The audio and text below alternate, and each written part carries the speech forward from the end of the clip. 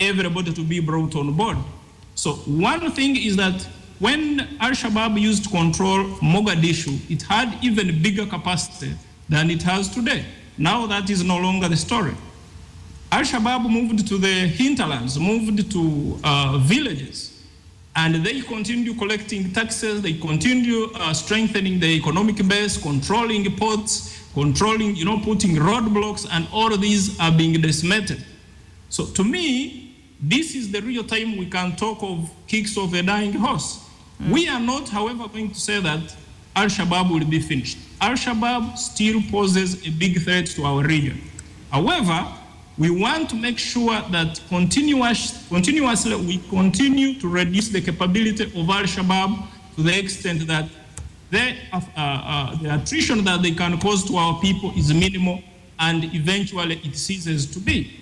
However, when you are fighting Al-Shabaab, it also keeps changing tactics. For example, we used to fight Al-Shabaab almost on a conventional style of fighting. But today, Al-Shabaab has adopted guerrilla tactics, what in the military language we call asymmetric warfare. All right, Major. And, Major, you said Al-Shabaab has now changed its tactics. They're basically unpredictable. The question on the mind of so many Kenyans is, what will it take to end this group? Well, Linda, this needs patience. What we can talk of is decimating the capability of Al-Shabaab slowly by slowly. Once we deny them any territory that they control, then that is already a big achievement. And then once we pick out of the field some of these senior commanders, thank God Godani is dead today, it decimates the group further. Nobody should deceive you that when a leader dies, another one comes up, will perform the same way. The trust Al-Qaeda had with Godane is not the same trust Umar is having. So this lowers morale of the fighters.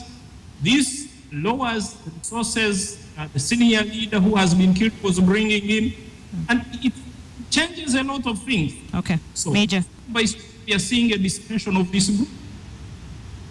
Major Deokiki, thank you so much for speaking to us and for sharing your perspective on Al-Shabaab and the fight that is currently going on in Somalia, of course, to put an end to this group. Major Deokiki, Acting AMISOM Force spokesman, thank you for sharing that with us. Let's understand a little bit more about this particular group. And to do that, I'm joined by Professor Noah Midamba, Professor of Defense and Foreign Policy, KCA University. Thank you so much. And you stayed with me since 7 actually. Yes. Thank you for staying with me. Yes. Just let's pick it up from where the Major has left it. Why is it so difficult to put an end to this group? Linda, so, I was very pleased to hear Moloka and also my friend Simui talk to you. And the Major there in the middle of the fight put a number of things in concrete. So long as we have the level of poverty that we have, and so long as we have illiteracy, those are the grooming and the places where Al-Shabaab go. And in this country, as you know, majority of the people are youth, well over 60%.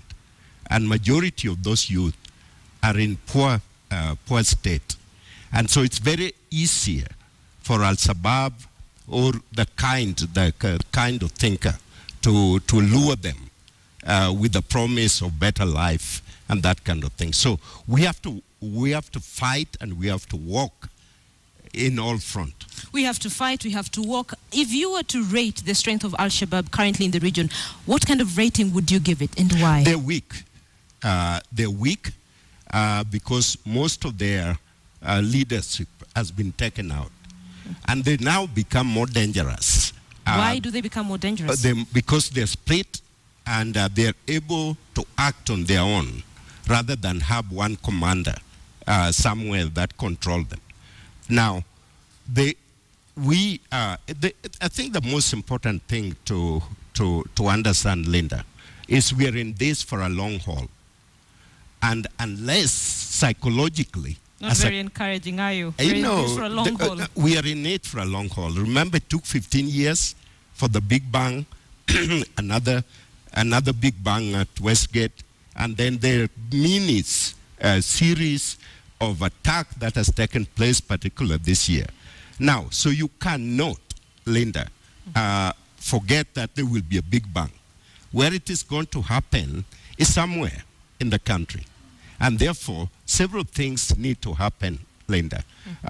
One is our defensive posture need to change completely, and our deterrence posture need to be very, very highly activated.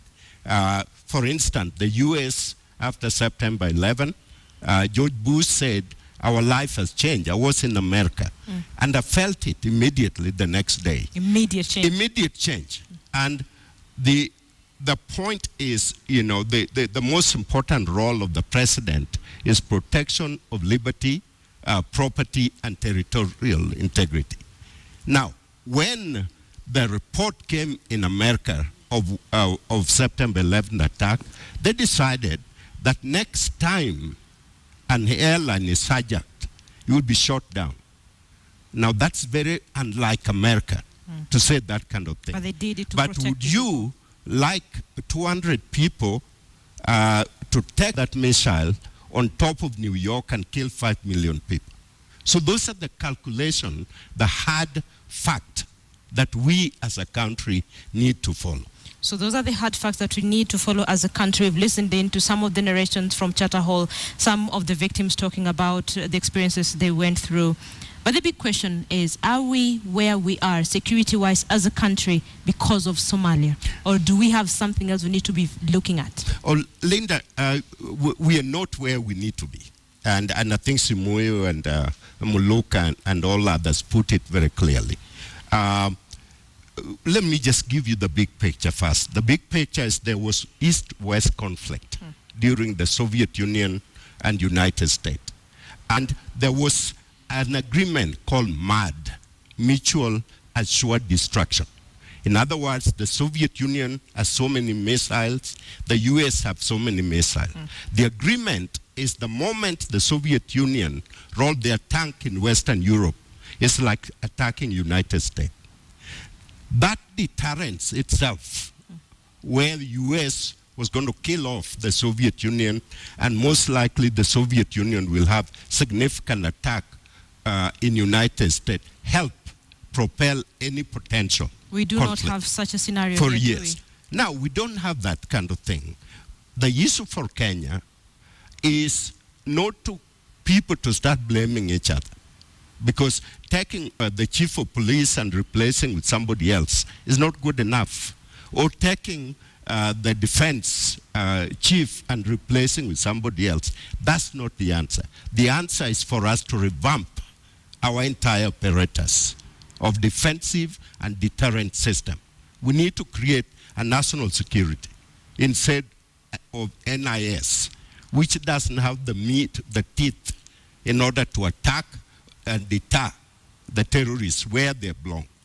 We need to change completely who report to the president and how that is done. We need to move into the counties. For instance, the National Youth Service we have, I will arm them and train them and set them up to protect the counties so that we can move very fast whenever there is an occurrence. It took over 40 minutes to get to Westgate. That should not happen at all if we have our team in place. We brought in the military. Military are not trained to do the kind of work that happened at Westgate. They're trained, these are warriors, trained to kill. And so when they went out there, they were shooting at everything. You cannot do that in the middle of civilian.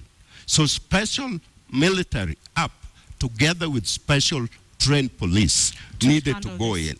And then we need to put a hardcore commitment for our defense and deterrent system. We cannot put any cost to it. We'll talk about our defense and where we are and what we need to do. Thank you. Stay with me. You're watching KTN Bottom Line. Thank you for staying with us. Remember, hashtag is KTN Bottom Line. You can share your opinion on the discussion that is currently going on. We are taking a short break. And, of course, after that, we will have the top stories of the day. And this discussion continues. Of course, I'm seated here with Professor Noah Midamba, Professor of Defense and Foreign Policy, KCA University.